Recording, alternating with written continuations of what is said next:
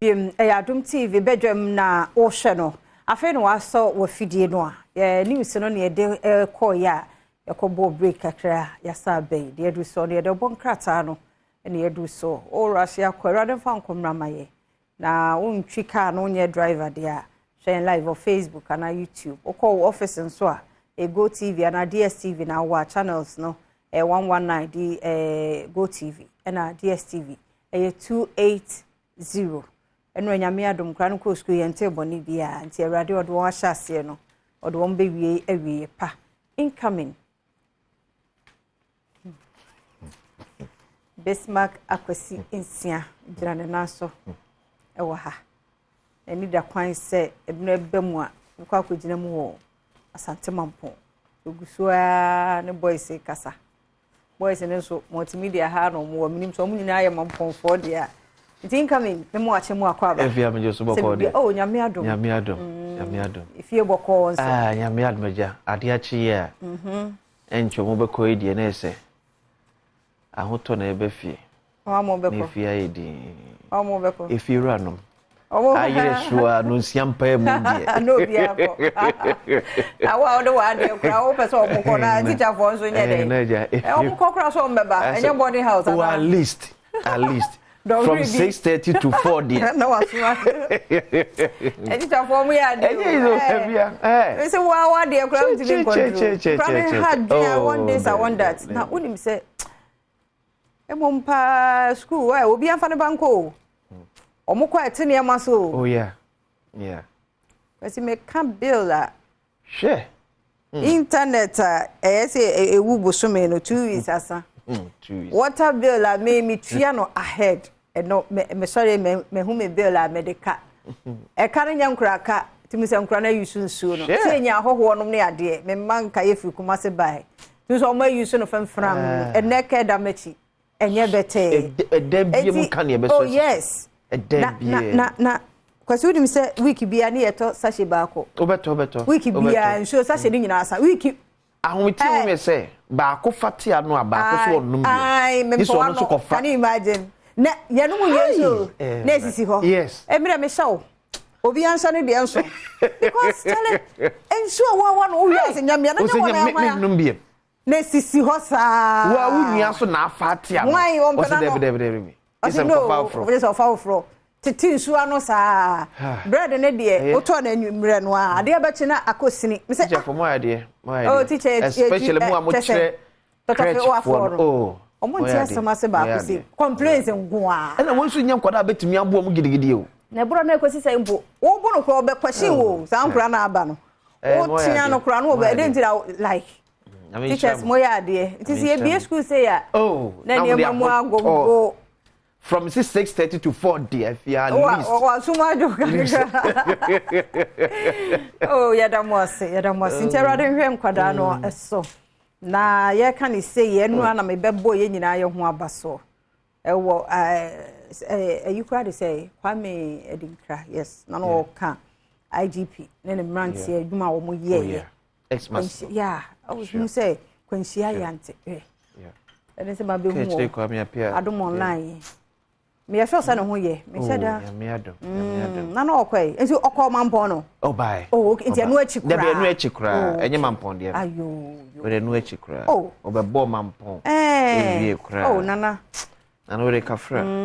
esre rade bambo ewo so obi anhwe no ho ye omi enko no boko e de ya ye bedru boko ya de pa fi ye bo afrasa de be wura ye bo ye nyina ye ho abaso nti mo ma ne nto aso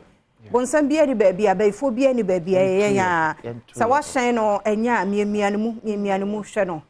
ohu ne ento ye bo aha ye kwan no enye race ya anye for race ye ne obi ani competition o ka ye papa sa ko gidigidi na wa ye wrongful overtaking bi na ekohia obi innocent but see dey na emi hu ne ye ekra ye nam kwan hu hey because we say wo swerve we na obati akọ pedestrians no ye ne nam kwan no ho ohun ti yesre mo omienhwe hu ye momiento ye bo pa why e da sese ye kan motie no asopam ti kwesi na se machase ya no e wa Adom online ti na che se keche Kwame apia involved in Gasti accident ti nyame adom won kwa ti ase wo politics mun so osesa kwache befi for insulting regional minister ese former chair na ode to mampani anim what is asem oh me read the petition so ba no kro mo yese nipa miensa no omuntemo nipa miensa ba ichire mu kakra because Michael Ochiribefi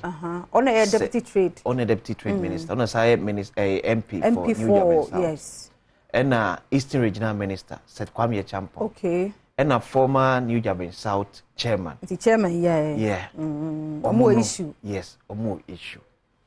Omo the issue na free. Afra say abewura mu a. Oh, there's an issue of honum. So. Yeah, ewo omo entem. Yes, na bebia information ni free ban. Yeah, we say bia or time bi ni ade. I want to believe say omo empenifo. Idea wait me afa so. I'm resolve it. But I also don't want to believe say un say na uma ba ko ne Ochiribefi ene kwa kensie no na wo so mo nkoto aban da bia mo ntuem wo ko vetting no na vetting committee ni say woman no enema ba ko minu bi nti unqualified okay information nso kire mu say woman no so was the backing of the regional minister and the former constituency chairman okay so and the woman ni person wo ye appeal editia vetting committee no normal sir ena ensembia koso esama enema bia komina mu senkofo bia petition dia koma party penfo say yen saki Ochiribefi because we did the minister enye ade papa but me I see say far fetched so be catch him so be di regional minister attempt it yem pam ni free party enye possible was enye possible yes we know enye possible enye se odi omatemu a enye are papa me nyina na memfo so but omo ye petition they should also understand say eye far fetched and I can park ya pom afri mbibi ene people inkofo at social media so be atem no me ade but all the same thing akwasi waka no ateni ade enye what you say ti se bibi sa akoso a adobre o chewpa mra penimfo de ntokwa anya hwe ya amanyosem na mo amote ase ti montemo ho ase na asumdwe mra ti eno ya adomonline.com politics no na ya sha afiasi Adom TV Adom FM omo ya de morning show no hu se yasesem obi ho ya sha afiasi na adwuma ine bebre onhunu ne wonye but wo Adom TV say enu ade se mmamba akobi wo dunkwa wo no frɛ me say enya adwuma kura nka otum so obeda ho na eye enu na officially ono resume adwuma nti na ha no pa meni ho na meni ha but o send me audio send etwa picture nyina kyerem so ohia pani no na nsam na wo ka no nti I think say team no ye nam ase kwajo fojo ne ampedu ye dam ase host nso ayade komo amudi yesra muntie bi pa na beboa nim say me camera fo e die so mo do mu gina unless say be divided attention there but mo dey send dey muti bi wo maso obi antie bi na beboa ye na atimi shape yen life ni yen business the way I say yeko and so me sure say akwasi dey and so say health bi health and ye be hwe ye didiem but ye ma me dey no kan enura ye anwie show na course sha ase ba oh what so ni aye na say nyame adma next week Friday okay ye be sa the elder Abba next week Friday not this Friday because enne omo ko Royal City okay and omo to emu up to Sunday this is next week Friday the bit me enya no ti omo mpa nyame ya next week Friday e de be saba ye anwie komo no mu amu ye bibi credit etwa so ntem okay ye bibi nti etwa so ntem et nyame ya next week Friday e da be ba na ya to so so sakra ba akokora oh sir say dwedie nketenketen how to make $1 million at the end of the year esremu mi ntie what na ebi mo kwasi ebi mo osika no oh yes ba won hu se do de be ya adwuma na nya mfaso de ama no ye hia sa nimdie we mu bi pa and I think say team no mo koso aye nse be boa na munya we mu akiri die kakra eno esma pa no eno ma ehunu the difference between see we have a dream house and a first house and a dream house Obia person see dream house now taking it 10 years no that so rent abra betimi see first house 2 bedroom 3 bedroom who here not less than 3,000 blocks to raise a 2-3 bedroom but what dream so be 7-bedroom house because of my phone when bounce now man ko obi akrant na ba ko bi we area mu ho